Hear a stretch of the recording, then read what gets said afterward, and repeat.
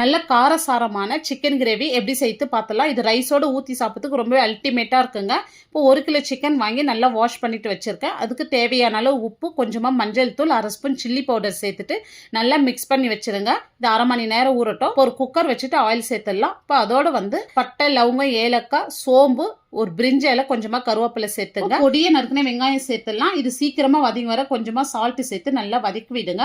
இது வதங்கத்துக்குள்ளே ஒரு paste ready பண்ணிடலாம். ஒரு மிக்ஸி ஜார்ல 10 லிருந்து 12 சின்ன வெங்காயம், 1 ஸ்பூன் மிளகு, 1/2 ஸ்பூன் சோம்பு, 1/2 ஸ்பூன் சீரகம், 1 துண்டு பட்டை, 2 லவங்கம், 1/2 ஸ்பூன் கசகசா, 7 லிருந்து 8 முந்திரி சுட தண்ணியில ஊற வச்சு இதோட சேர்த்துட்டு இது நல்லா நைஸா அரைச்சி எடுத்துங்க. வெங்காயம் நல்லா வதங்கி வந்திருக்கு. இதோட பொடியை நறுக்கின கொத்தமல்லி, 2 ஸ்பூன் இஞ்சி பூண்டு விழுது சேர்த்து நல்லா பச்சை வாசனை போற வரைக்கும் நல்லா வதக்கி விட்டுங்க. இது கூடவே 2 ஸ்மால் சைஸ் தக்காளி நல்லா பொடியா நறுக்கிட்டு இதோட சேர்த்து நல்லா வதக்கி விடுங்க. தக்காளி நல்லா வதங்கி வந்ததோ இதோட நம்ம சிக்கன் சேர்த்துடலாம்.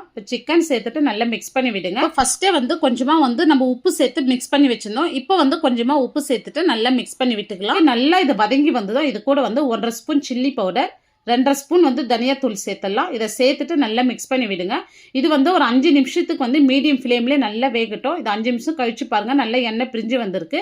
இப்போ நம்ம அரைச்சி வச்ச மசாலாவை இதோட சேர்த்துட்டு உங்களுக்கு தேவையான அளவு தண்ணி சேர்த்துங்க. இப்போ தண்ணி சேர்த்துட்டு நல்லா மிக்ஸ் பண்ணி விடுங்க.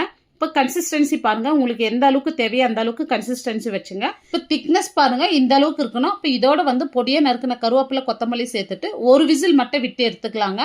இப்போ பாருங்க, ஒரு விசில் விட்டு எடுத்தாச்சு. நம்மளுக்கு ஒரு நல்ல கமகமான சூப்பரான சிக்கன் குழம்பு ரெடி பண்ணியிருக்கோம்.